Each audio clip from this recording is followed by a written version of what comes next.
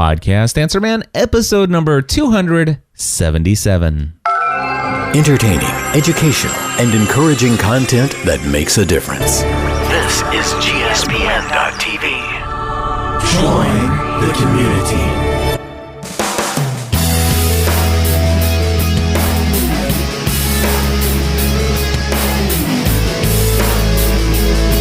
Well, hello everybody, and welcome back to another episode of the Podcast Answer Man. My name is Cliff Ravenscraft, and this, my friends, is the podcast about podcasting, helping you take your show to the next level. It doesn't matter if you're a brand new podcaster, if you have been podcasting for many years, or you haven't quite gone over to learnhowtopodcast.com to figure out how to create that first episode. There's something we can all do to take our show and everything else we're doing in life to the next level. That's right, my friends, and taking things to the next level is exactly what Apple is trying to do with their Podcasts app in the iOS platform. Now, I was just yesterday looking at some things online and saw that everybody was installing the new iOS 6 for their iOS devices. This would be your iPhones, your iPads, your iPods, or whatever the case may be. And one of the notes that I got from my great friend and our social media correspondent here for Podcast Answer Man, Eric J. Fisher, had tweeted out that, hey, you can now leave reviews and rate people's podcasts right from the mobile application. This was one of my complaints, or one of the missing features that I couldn't believe that they left out of the iOS in the first version, but I'm glad to see that they've put this in here. So that means now you can go into the Podcasts app from Apple, and you have to actually browse through and find them in the store, just like you have to do in iTunes.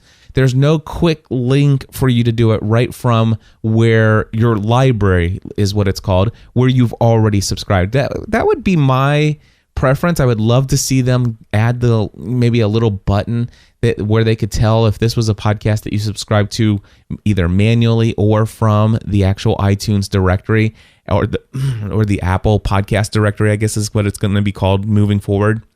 Anyway, I was hoping that they would be able to detect that, and if it was actually subscribed from the store or from the directory, that they would just add the little button right there, because maybe you just listened to the episode and the host of the show and says, man, it would be really great if you'd be willing to leave us a 5-star rating or a review or both for this show if you really, really like what you hear here. And then all of a sudden they're looking at their iPhone, they're looking at the device, and they're getting ready to delete that episode, and they see that little rate and review. You know, hey, we can't get everything we want, but at least you can now go in from your mobile phone and rate and review a podcast.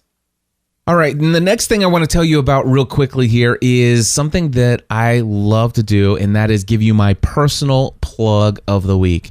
Now, you guys know that I do this thing called the Podcasting A to Z online training course. And back in July of this year, I had one of those courses. We had 32 students involved. And one of those students was Dr. Lee Camp. And Dr. Lee Camp is I believe he's a seminary professor. But not only that, but he has created this thing called the Tokens Show. And I believe you can go to Tokens, let me just pull it up here, tokenshow.com, and you can learn a little bit more about this. Now, when I used to travel on the road a lot, and I used to listen to the radio way back before podcasts came into my life, I used to go through and listen to just random things on the radio. And one of the things that I came across was Prairie Home Companion. Garrison Keeler, I guess, is the guy's name, and they would do all these kind of radio skits, old-time radio, drama, and music, and believe it or not, I really enjoyed that stuff. And this podcast, or actually the Tokens Show, is something that is very much like that, only with a little bit more of a theological bent, but it's not overly done. I want to strongly encourage everyone to go into iTunes and do a search for Dispatches from the Buckle. And it's Dispatches from the Buckle. You'll find it. Dr. Lee Camp is the author or podcaster behind it. I'll put a link to the iTunes directory listing in my show notes if you go over to podcastanswerman.com/277. Again, that's podcastanswerman.com/277. I'd play for you an audio clip here, but I'm on a deadline because one of the things that I want to play for you here is an interview that I did last week with Michael Stelzner from Social Media Examiner. He's recently launched a brand new podcast called the Social Media Marketing Podcast.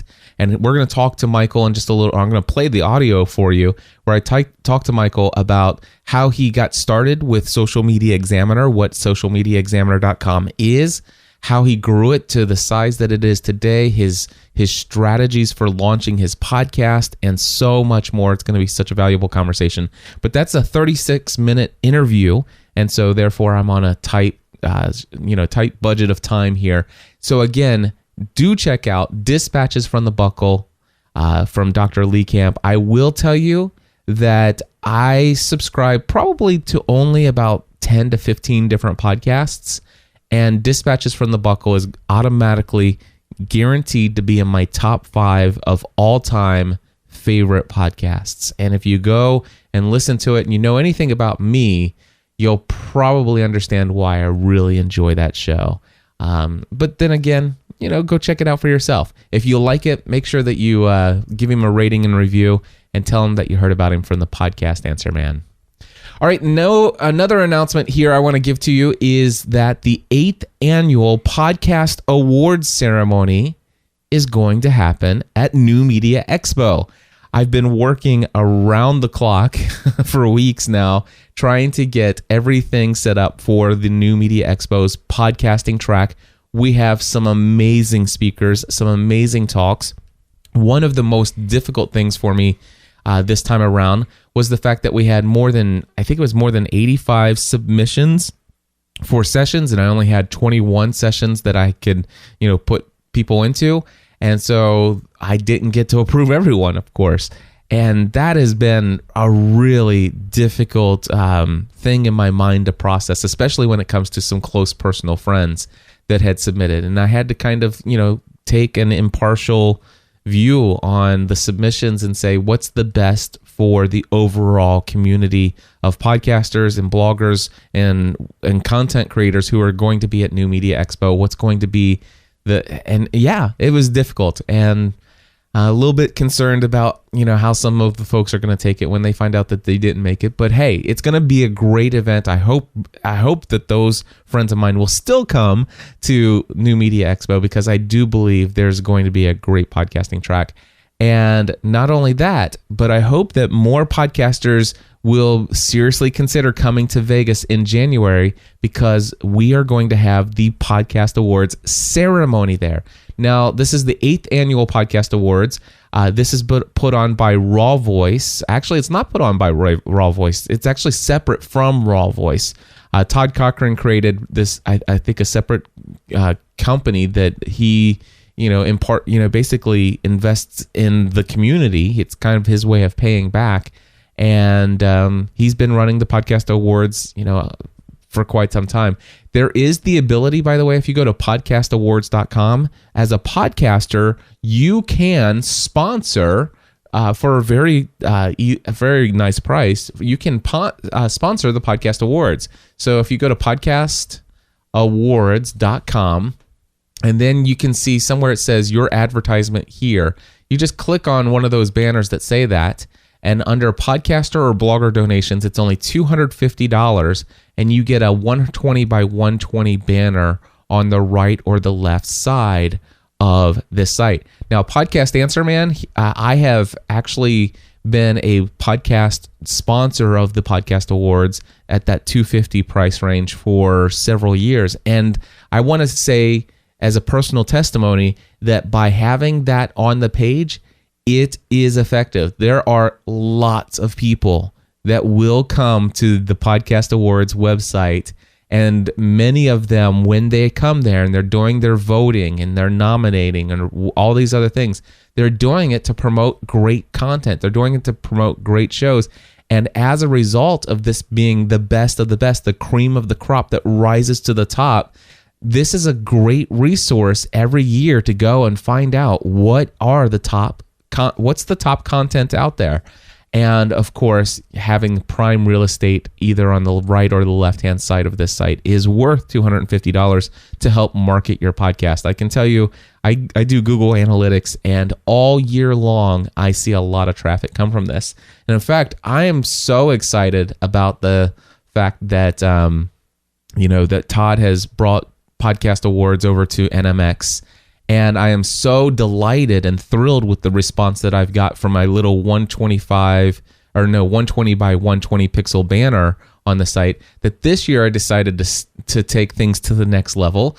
And I'm happy to announce that Podcast Answer Man is a corporate sponsor of the Podcast Awards. So if for no other reason, go to podcastawards.com and see my little advertisement up there for the corporate sponsorship. I feel pretty excited that I'm in a place where I can do that, and I really do believe in these awards. I think it's great.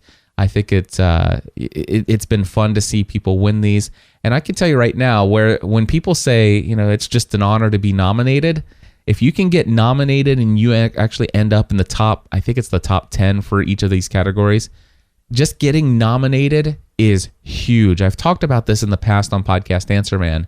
I do make it a point to try to get several of our shows nominated for the Podcast Awards, and I haven't in the past actually really invited people to participate heavily in the voting process. I may change that this year. But let me just give you a couple other details about the Podcast Awards. Number one, because it's at New Media Expo, the ceremonies, instead of being like just an online event, they are going to try to make it easy for anyone who is nominated to attend. This probably will be held, I believe, in the Expo area. And so one of the things that they're going to do is they're going to give a free exhibit pass for every finalist, and I don't know what they consider to be a finalist. Maybe it's within the top 3. I don't know. Anyway, but they are going to give a free exhibit pass or 50% off of the content creator pass for the entire conference for everyone who is a finalist. Now, for those who are just nominated, you're one of the top. Let's just say it's the top 10. Or however many they choose in each category to actually put in the voting process. But anyway, 50% off of the exhibit pass for anyone nominated. So they are going to try to make it so that, it's not too unaffordable for anyone to be there to collect their prize should they win. So I'm excited about that. Let me tell you a little bit about the nomination process. It's going to open October 1st and will be open through October 15th. Here's one big thing to know. You only get to fill out the nomination ballot one time. Once you hit the submit button one time, you're done. So for example, if you listen to Podcast Answer Man and you go under technology and you put Podcast Answer Man down and you nominate this show, and then all of a sudden you hear somebody else's show related to business or entertainment or whatever the other categories, and it's like, I want to go nominate them for that. Nope, sorry, you can't, because you've already spent your ballot by just nominating one show. So when you fill out your ballot, you must fill out the entire thing. You can leave things blank, but I will tell you that, you want to try to make this count because you want to be able to promote the shows that you love. Now, here's the deal. I actually will be creating a URL. Matter of fact, let me just write down this URL right now. I'm going to pause so I can think of a URL.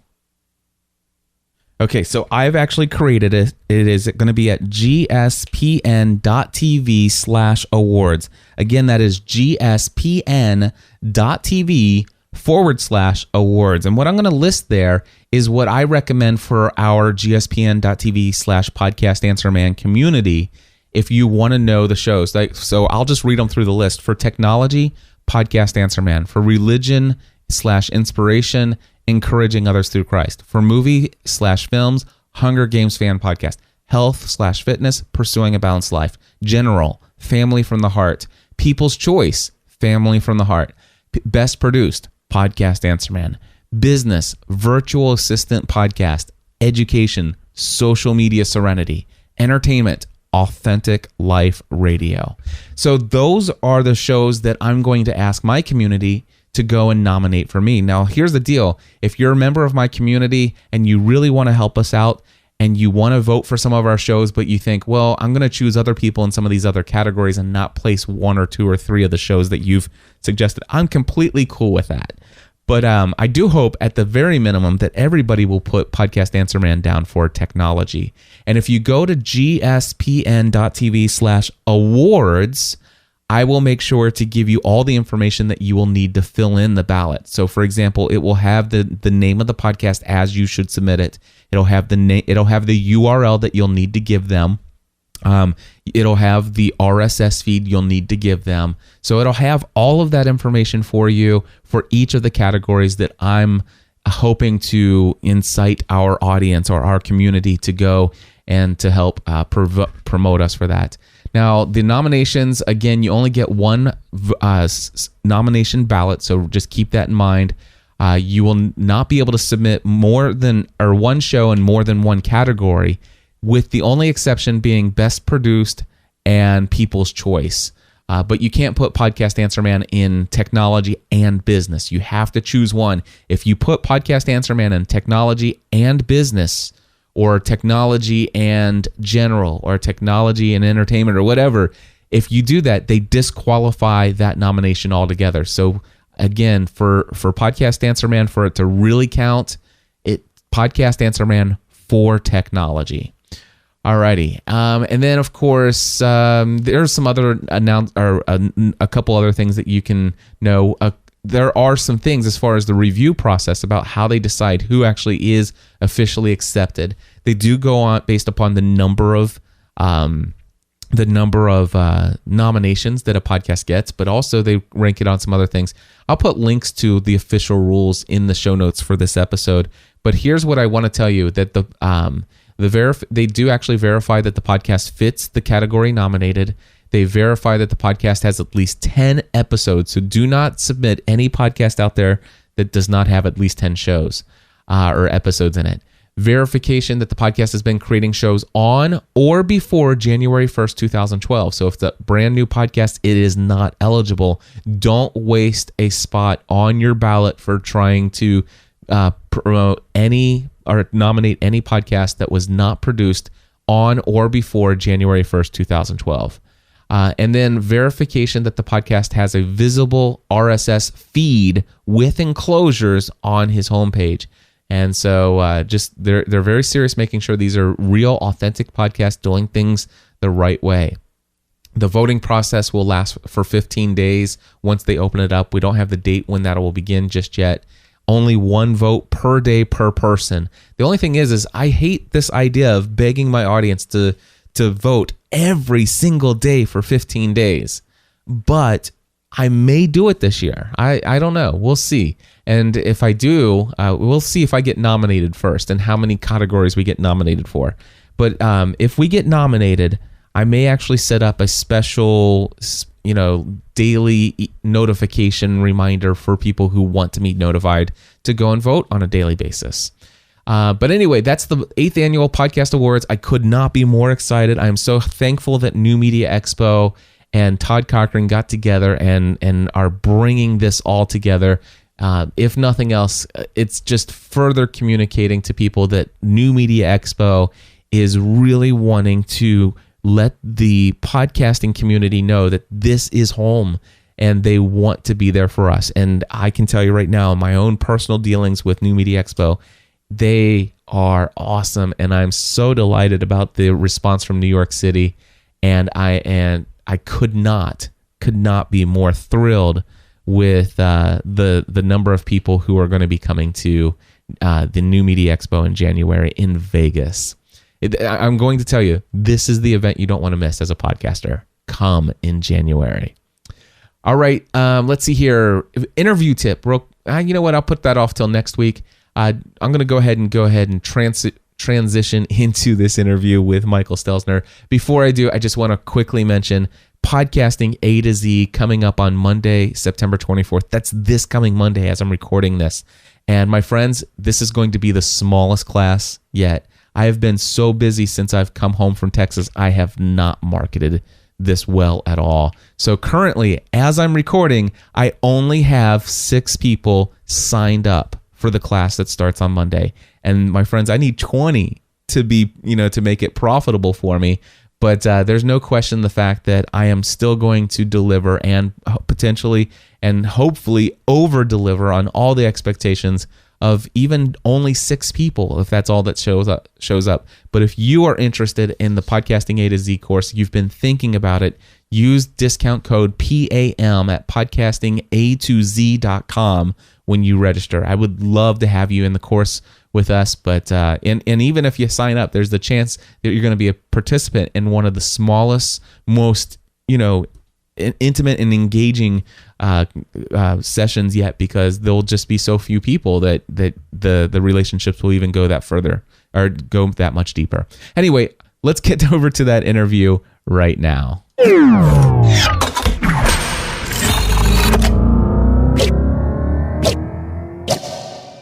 My friends, I am so excited to have Michael Stelzner on the line with us today from Social Media Examiner and a brand new podcast. Michael, welcome to the show. Cliff, thank you. It's my absolute honor and pleasure to be on the show with you today. Hey, tell us a little bit about your podcast. What's the name of the show? And give us a quick elevator pitch right here at the front of this conversation. Yeah, it's called Social Media Marketing, and it's about marketing, of course, and it's designed for the marketer or the business owner that wants to figure out how the heck social media marketing works, and who doesn't want to know that. So we're really targeting the world of marketing in particular, and on the show we interview. It's a complete interview-based show. We interview all the leading authorities in the world of social media and talk about some real exciting stuff. Excellent. Now, let's go back a little bit. I had learned about you through Blog World a couple years ago. And it was the first time I had ever heard of this thing called Social Media Examiner. And of course, the first thing I was invited to do a video interview with you at Blog World LA. And before I agreed to do any kind of interview, I shared in last week's episode of Podcast Answer Man that I have some criteria that I go through before I say yes. And one of the things that I do is I look to see who these people are, what kind of content are they creating? Is this my target audience? Do I have something of value to share with them? And I was blown away that I had not yet heard about you, because you guys are huge. How long ago did you start Social Media Examiner, and how did it get started? First of all, I remember that interview like it was yesterday, and that was a lot of fun. We started Social Media Examiner back in October of 2009. So we're just about 3 years old. I like to say we're still a baby. And this was back when there were a million other blogs talking about social media. But what I noticed was missing was the detailed kind of stuff that you talk about in your podcast, Cliff, except I wanted to do it in article form because I have a background as a writer. So we launched what I call the magazine. It immediately exploded because there was so much interest in wanting to learn how to basically get your hands around all this constantly changing stuff in the world of social media. Today, we have more than 500,000 people a month that bless us by reading our content. So you said you launched the magazine. Is that what you call the online site? You call it your magazine? Yeah. We call it, instead of a blog, I decided to avoid the word blog because not everybody knows what a blog is, but everyone knows what a magazine is. And a magazine, what's a magazine? It's usually rich how-to articles that typically is in a monthly form, except we publish one article a day. But I like to say if you took all of our articles and wrapped them up, you'd have a really nice big fat magazine. So we called it an online magazine from the get-go. I love that. And let me ask you another question. I'm not sure how often you get asked this, but Social Media Examiner, how long did it take you to come up with that name? Well, to be honest with you, it was about 6 months before I started Social Media Examiner that I got the bug to do something related to a group blog with social media. And I just started trying every conceivable name. And then I typed in socialmediaexaminer.com on GoDaddy, and to my shock and surprise, it was available. And I'm like, okay, you know what? Everybody knows what the word examiner means because there's like the San Francisco Examiner and there's newspapers all over the country with the word examiner. But it also has an intuitive meaning because it means examination. So when I grouped those three words together, it just worked. And once I secured the domain name, I was off and running. I love that story. These are the kind of things I want to bring out for people, because I see so many people who are struggling. They want to create their brands and they can't find their .coms, and they're immediately saying, "Oh, you know what? I think I'm going to go ahead and get the .tv or the .co or and which one do you recommend?" And I'm like, well, none of the above. It doesn't really matter, Cliff, because one thing everybody should know is most people don't type in your domain. They click from somewhere other place to get to it. Like, for example, a tweet or Facebook. So in reality, your domain doesn't matter as much as your name does. Really?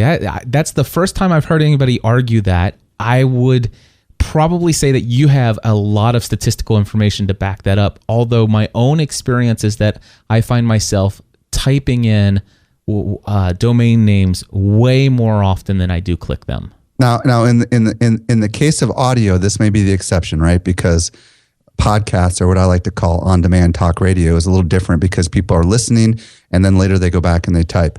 But generally speaking, when it comes to social media, the way that most content is discovered is via social. Therefore, it's already got a bit.ly URL, which is masking the real URL anyways, a lot of times. Yeah, I can see where you're coming from. And actually, believe it or not, I listen to very little audio when it comes to while I'm in front of a computer. So when I think of Pat Flynn, like, for example, if I wanted to see what was going on with Social Media Examiner, the first thing I'm going to do is open up Chrome and I'm going to type in SOC and Chrome's going to interrupt me and say, "Oh, do you mean Social Media Examiner?" Because I've been there before. And when I think about Pat Flynn and I want to find out what Pat Flynn's up to today, I go to SMAR and then it fills in Smart Passive Income. I actually, believe it or not, I am typing in a lot of domains, and when I hear somebody, it's like, oh, I was listening to a podcast. Dan Miller was talking about that one guy, and he had this brand, and it was called this. And then I would go into thatdomain.com, and I would see if that was it. And then if that wasn't it, then I go to Google, and then I do a search for that brand. Yeah, that's true. But maybe I'm unique. But anyway, so you got socialmediaexaminer.com. It kind of just happened and fell. One thing I noticed, though, you said you started in October 2009. And this is something that amazes me, because I started in December of 2005. Now, of course, for me, I started as a hobby. I never had a dream initially of hundreds of thousands of people or anything like that. So it took a long time before I actually took what I was doing seriously. Today, I'm all about encouraging people to take what they're doing seriously. Even if it's a hobby, take it seriously. Know that what you're doing is a professional pursuit. Even if it's a hobby and you don't care if you have more than 50 people, do it because you love it. Do it because you're serious about it. Now, when I found you, and this was about a year and a half ago, maybe 2 years ago, you hadn't been around forever, but you had already had this massive audience. And not to mention the fact, what got me is that I was invited, not by you specifically, but I was invited by one of your assistants, who then, once I got the approval, then all of a sudden, or once I got the confirmation that yes, I'm going to do it, I was in touch with another person who professionally communicated with me. And then all of a sudden it's like, hey, can we get this information? We'd love to get your bio. We'd love to get a headshot and stuff like this. And it was just so well orchestrated. And all of a sudden, unlike any other time, I didn't feel like I was, quote unquote, dealing with a blogger who was going to promote me. I was dealing with a media outlet, right? I was going to say an organization. There you go. I was dealing with an organization, and immediately, because of the way you run things, because of the way that you lead, I had this impression that Social Media Examiner is big. It's big. It's huge. This is serious business. They take what they're doing incredibly serious, and you ought to recognize that when you're dealing with them, you're dealing with professionals. And that's the immediate reaction that I got. How can somebody like myself, how can other podcasters and bloggers who are listening to this, how can they create that sense of professionalism? Can you give a tip or two that will help the average podcaster? Story. Cliff, when I was only 2 days old as Social Media Examiner, I was walking around Blog World with a microphone in my hand and a little thing on the microphone, the little stand thing with my logo on it. And I walked up to the Technorati booth. And if you don't know what Technorati is, your listeners, it's kind of like the ranking system for bloggers. And I said, I would love to interview your CEO.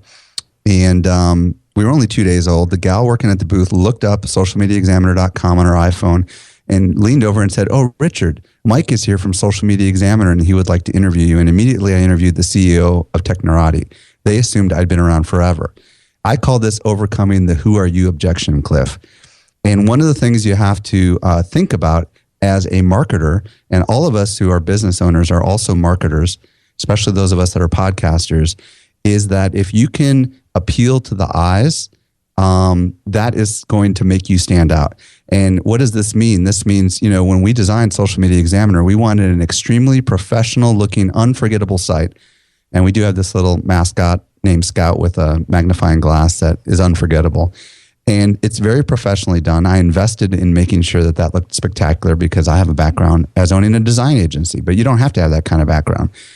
And we did the same thing, Cliff, when we launched the Social Media Marketing Podcast. And I know we're going to talk about this a little bit later, but we paid attention to quality at absolutely every turn so that when people discover us, they're like, wow, this is really smooth and highly well produced and very valuable. I'm going to pay attention. And I'll tell you, this allows you to really get through to people in the way that we got through to you and the way that we got through to Richard Chalejandra, who is the CEO of Technorati, by just making some proper steps to appear to be very professional. And that can be done with sound, that can be done with graphics, that can be done with video, that can be done with the written word. And we did all those things. And I think that's part of what helped us grow in the beginning because people felt like, oh my gosh, you've been around forever, even though we hadn't. And also, I every single one of those, I think that if people could listen to this, please emulate this. Professionalism, you invest in good graphics, invest in good web design, invest in good quality equipment, invest in time. Yeah, and invest in time in choosing the right topics, choosing the right words to communicate. Invest in all of this stuff, improve yourself. But one of the other things that, again, and maybe this is not something that people can do right away, but down the road, and I always like dream big, is, and I've done this. I actually have an executive assistant, and whenever somebody contacts me and stuff like that via email, and it's something that I really want to make a great first impression, as soon as I get that initial request for information to work with me, I immediately forward that on to my assistant. And she will make that contact. She will contact you, and she talks. She speaks for me, and she makes me sound amazing. And I think I'm pretty darn amazing, but she makes me sound amazing. Cliff, you've hit on something important here. For whatever reason, there is this perception in the mind of people that if you're successful, then you don't advocate on your own behalf. And what I mean by that is by simply having even a virtual assistant who is essentially reaching out to certain people on your behalf, it does give a certain aura of importance. And I don't know how else to say it, but sometimes that helps, but sometimes it's not necessary. But I think it's very helpful because that people that are successful oftentimes don't have time to deal with all this stuff, and they have people that work for them. And even if you're small, just having someone craft some of those initial communications can help, kind of create the same kind of impression you had when you first interacted with my organization. And of course that can get costly. And like I said, it's not totally required, but it does add another level of professionalism to the whole experience. So you started in October 2009, and by the time I found out about you, you'd already experienced a ton of success. I mean, I look around and your Twitter followers are like out of, off the charts. Your Facebook fan page is engagement central. It's something that people should aspire to. I just see so many comments. I see so many video views on YouTube and all these other places. How did you build that brand? Systematically. We didn't just, at first there was no Facebook page. There was simply Twitter. And then once we felt like we had a following based on the comments that were coming in off of our content, then we decided to open up a Facebook page and consulted with Mari Smith, who's the queen of Facebook, and she's a good friend too. And she suggested some things, and boom, it exploded. Like literally thousands of people became fans overnight, and all of a sudden it became this community. And then eventually, we went to LinkedIn, and we're not everywhere though. We are not, for example, active on Pinterest. I don't think you can be everywhere.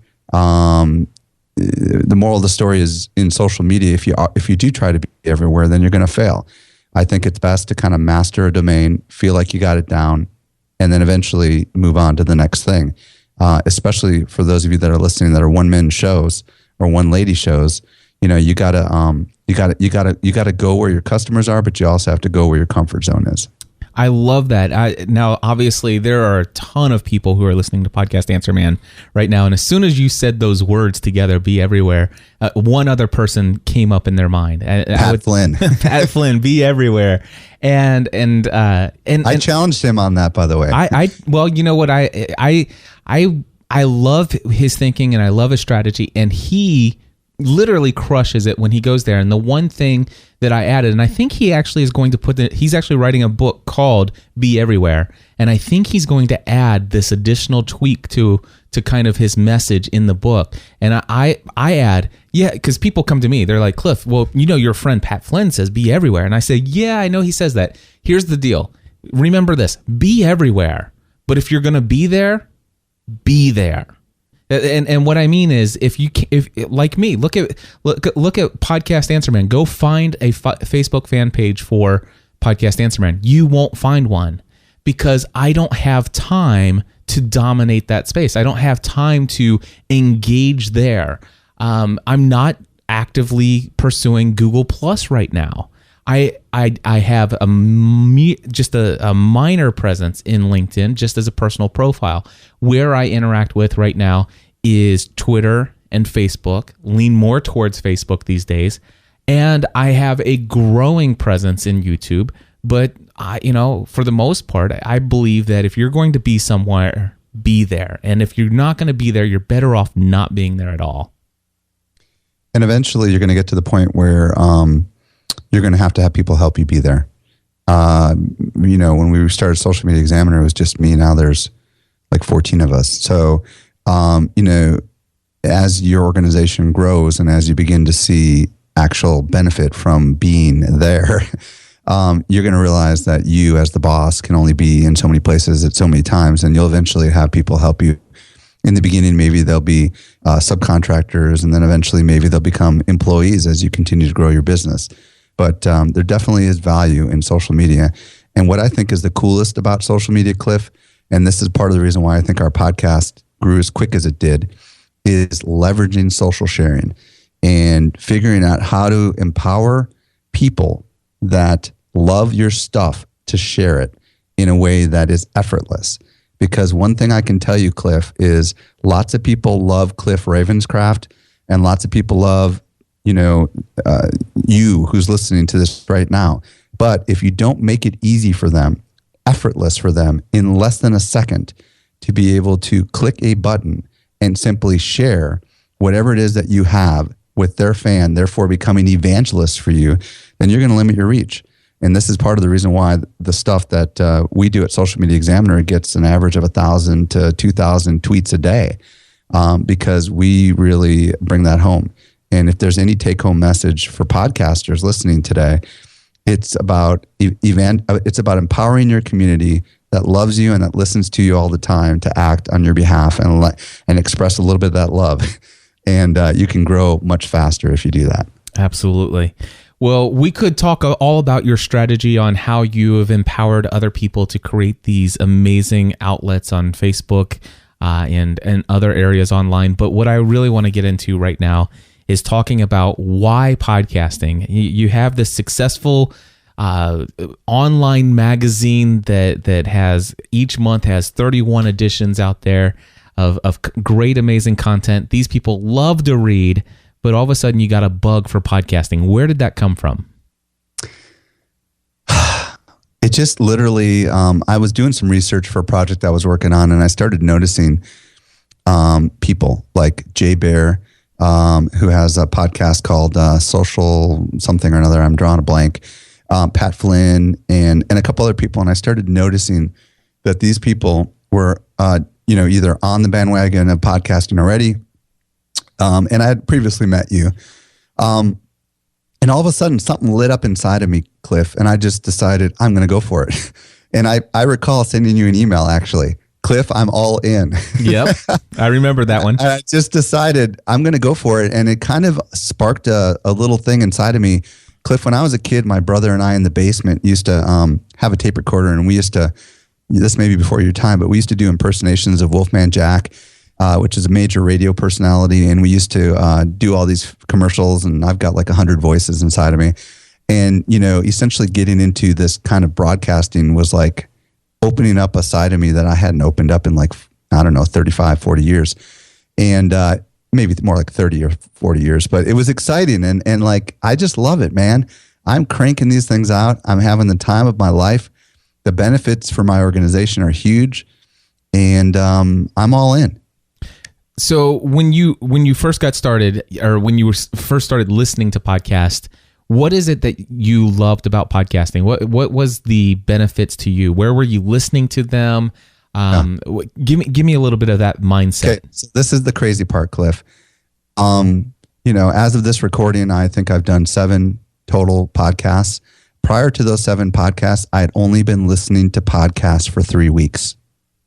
So I'm a total rookie. Yep. I'm a total rookie. I've always known about podcasts. I just finally discovered on my iPhone that, I could kind of like, I can use this thing when I'm out and about walking. And it just kind of, I started walking because I wanted to get healthy. And then I discovered podcasts that I didn't have to sit at my computer, that I could actually like wander around. And I know you've been evangelizing this forever, but it didn't get through my thick skull. It's all right. Eventually it got there. Yeah. And now I'm evangelizing it to everybody. And a lot of my friends are like, I've heard about it forever. Wasn't that something back from 2006? I'm all, no, you don't understand. It's different now.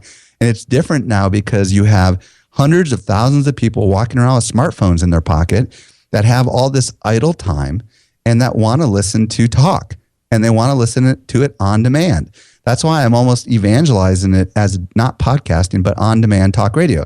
Now, of course, that's not going to be, we can still call it podcasting. You're the podcast answer man. But when you say on-demand talk radio, boom, people understand what that means. Yep. So I started calling it that in my speeches and stuff. And everybody's like, oh, wow. I believe we're at an inflection point, Cliff. I think we're about to see a massive explosion, a renaissance in podcasting. And, Cliff, there's very few podcasters out there that are doing it well. And most of them are your students, as I am. And I think that people like you and me and Pat are setting the bar. And a lot of people are like, wow, this is crazy. I better pay attention. And I think we're going to see a lot more podcasters coming out. And I think we're going to see a lot more consumers consuming this great content at their leisure while they're driving, at the gym, all that fun stuff. So, I mean, once you get hooked, it's like there's no turning back. And I've been hooking a lot of people. So you made the decision to podcast. I would love to hear just a little bit about the strategy you had for the launch of your show. Because you came to me, you hired me to help you one-on-one. You bought some equipment, and you didn't launch immediately. It's unlike most of my clients.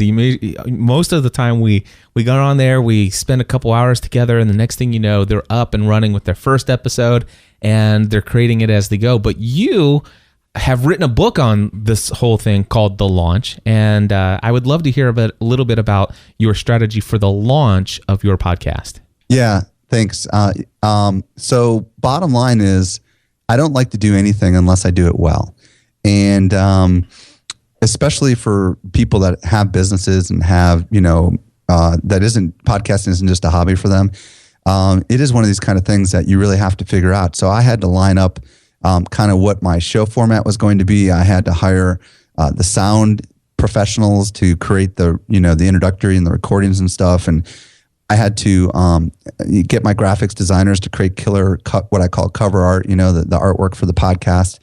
I kind of treat it like it's my album or my book cover, you know what I mean? And right. I wanted to get all that stuff in place, and I wanted to really do it right. Then I had to time the launch because I didn't want to just come out with something. I wanted to come out with a bang. So it took a while to get all that stuff figured out. It took a while to learn. I mean, there's definitely a learning curve, Cliff. That's part of the reason why I think so many people listen to your show. There's a huge learning curve, and there's a lot of technical stuff. So once I got all that figured out, then I was ready to rock and roll.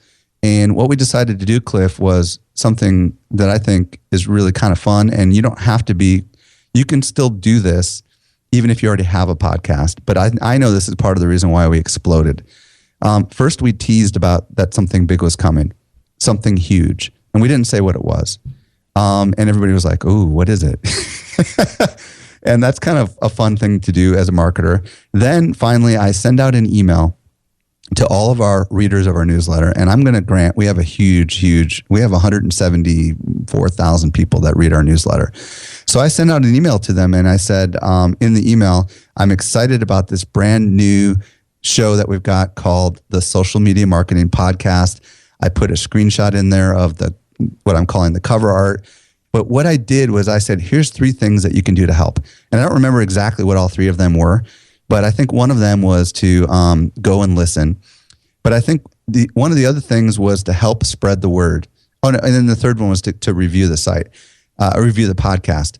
But to help spread the word, in the email, I had pre-crafted links that people could click on that would immediately populate into LinkedIn, Twitter, Facebook, and Google+, so that they can immediately evangelize on my behalf this new show that I had. And before you know it, all these people were sharing my show, even if they hadn't listened to it yet.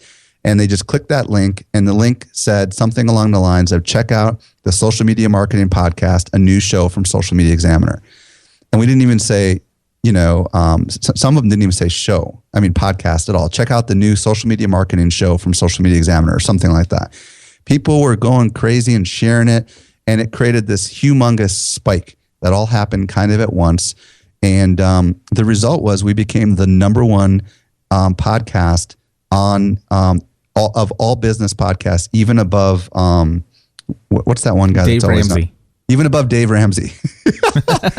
And of course, I ended up taking a screenshot of it all because I knew it wasn't going to last forever. But it was crazy. And then all of a sudden, all my peers were like, oh my gosh, I want to be on your show. And then I talked to this one guy.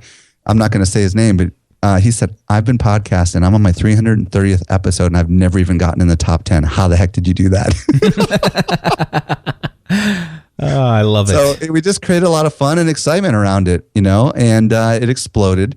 We're not in the top 10 anymore. We're definitely in the top 5 as of today on the marketing side of things. But, it's been a fun ride. And I mean, that's just kind of a super high level of what we did. There's a lot of other things we could talk about if you want to that we also did to kind of create an ongoing demand for the show. I would love to hear a little bit about the ongoing strategy that you have. Yeah, because you're going to get a pop, right, whenever you launch anything, and eventually it's going to fade off. One of the things that I started doing, Cliff, was I started changing my biography everywhere, on Twitter, on Facebook, on my website, and I'm the author of 2 books. One's called Launch, and the other one's called Writing White Papers. But in my bio, I always mention my books, but I also said, and the host of the Social Media Marketing Podcast. So I began referencing the fact that this podcast was part of what I consider just as important as my books in everything that I did. So that's the first thing I did. The second thing that I did is we have newsletters that go out every day. Some people have newsletters that go out every month or every week. But in those newsletters, every day I've got a little ad that says like new show, Social Media Marketing Podcast, with the graphic of the cover art of the show. And then I have links that allow people to go directly to iTunes, BlackBerry, and all the other sources, or directly to our site, so that people can immediately, when they get the email every day from us, discover the podcast. The other thing that I did is I had my HTML programmer, my WordPress expert dude, create something, and I saw Pat Flynn do this as well, so that when someone goes to socialmediaexaminer.com/podcast, there's a little message that says, welcome. Hope you love the show. And by the way, here's how to subscribe. Here's the iTunes link, and here's all the other links, and it's right there at the top. So we also have an ad on every single page of Social Media Examiner for the podcast itself, very prominently displayed. Whenever we have a new podcast coming out, we do our typical promotion of the post like we do all other posts, but I upload a picture of the cover art and say, check out today's podcast. So instead of promoting just the article, we're promoting the show as a whole every day, constantly through all of our channels. And that's allowing people to continue to discover us. And the hope is that as they discover us, they'll continue to evangelize for us. That is awesome stuff. I hope people are taking notes. Michael, you have created the show. It's going to be on a weekly basis, I understand. How many episodes have been? 7 episodes so far? Yeah, I mean, I think, I've recorded about 7 and about 4 or 5 have gone live as of this recording. So you're taking care of all the way up into probably the first week in October, it sounds like. Yeah, absolutely. And we're getting about, I'm watching the growth on Libsyn. We're getting somewhere between 12 to 16,000 people listening per episode. And it's kind of fun watching how that works. I mean, our first episode, man, people keep listening to it.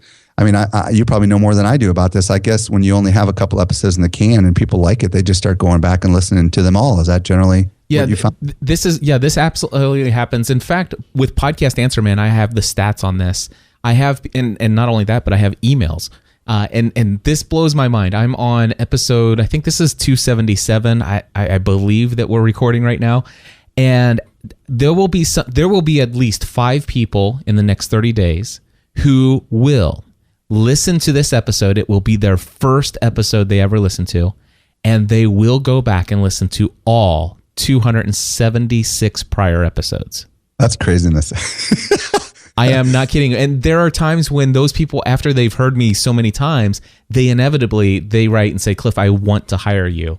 I want to do this, or I want to do that. And then all of a sudden I'll send them an email, or I might even pick up the phone and call them. And they said, you're not going to believe this. I was just listening to you. Hey, by the way, Cliff, something I grabbed from Michael Hyatt, and I love his podcast, This Is Your Life, that he does at the end of every one of his shows. And I know he's one of your, students. At the end of every one of his shows, he does something, and I've started doing this as well. What I say at the end of the show is I say, thank you so much for listening to the Social Media Marketing Podcast.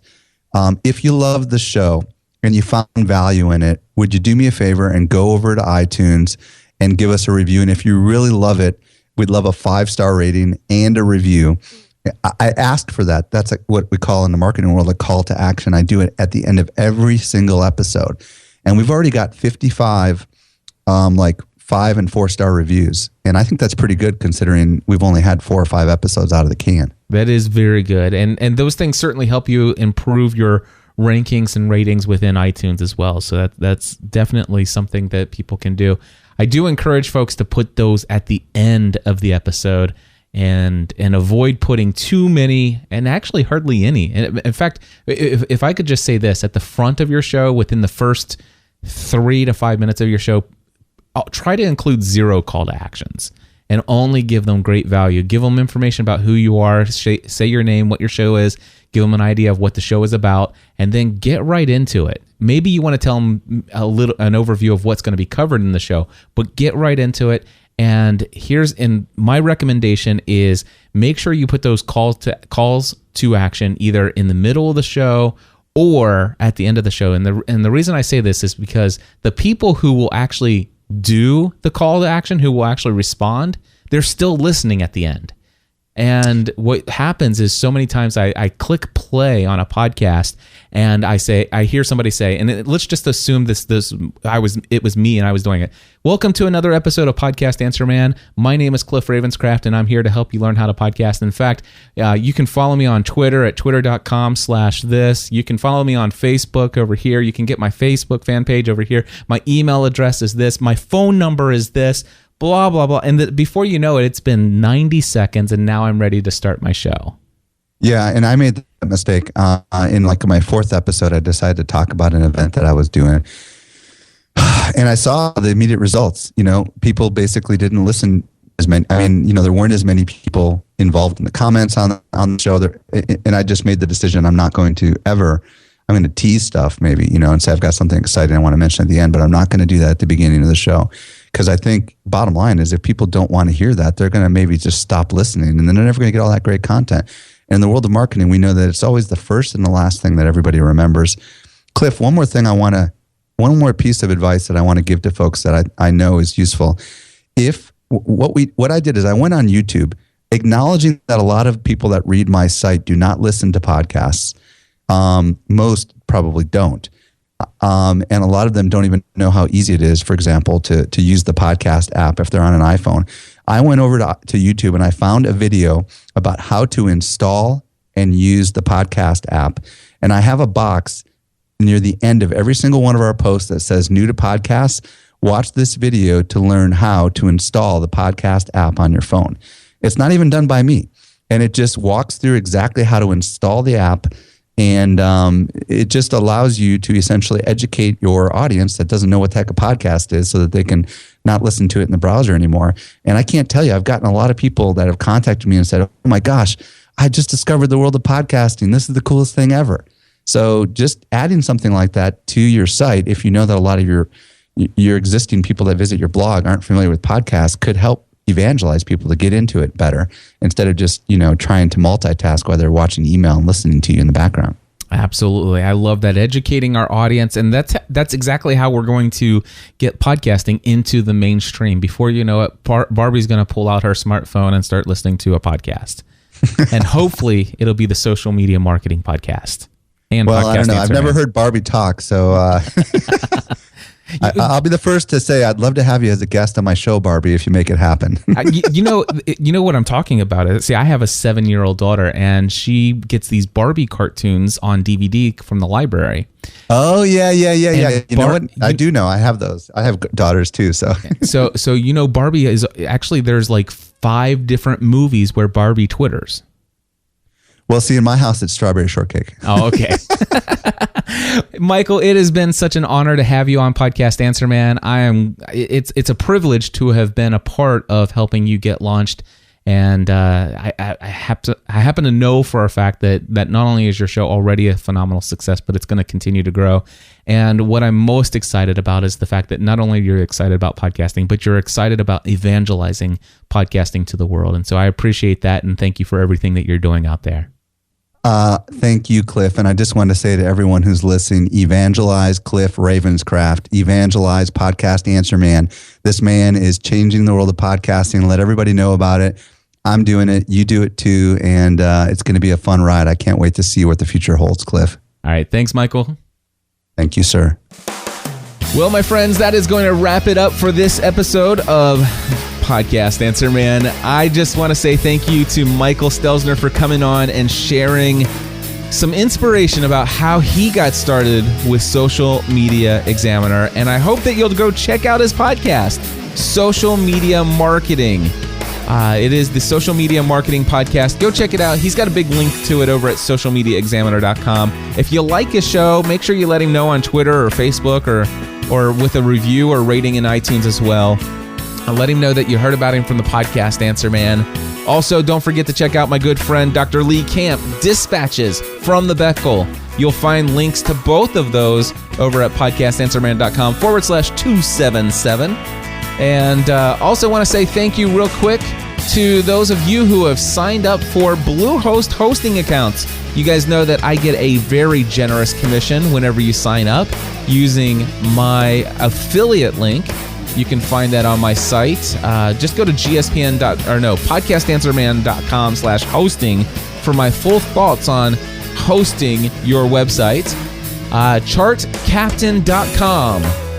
InspiredByRealWomen.com. and YouCanHomestead.com. All 3 of those domains were set up using my affiliate link, creating a Bluehost hosting account. Thank you so much. Chartcaptain.com, InspiredByRealWomen.com, and YouCanHomestead.com. Thank you all very much. And for those of you who I will see in the Podcasting A to Z course on Monday, I am looking forward to it. Again, folks, Podcasting A to Z. Use promo code PAM for Podcast Answer Man. You'll get $100 off the course, and you'll participate in what will likely be the smallest and most intimate session that I've had to date. God bless you all. Have a wonderful weekend, and I will be back again next week.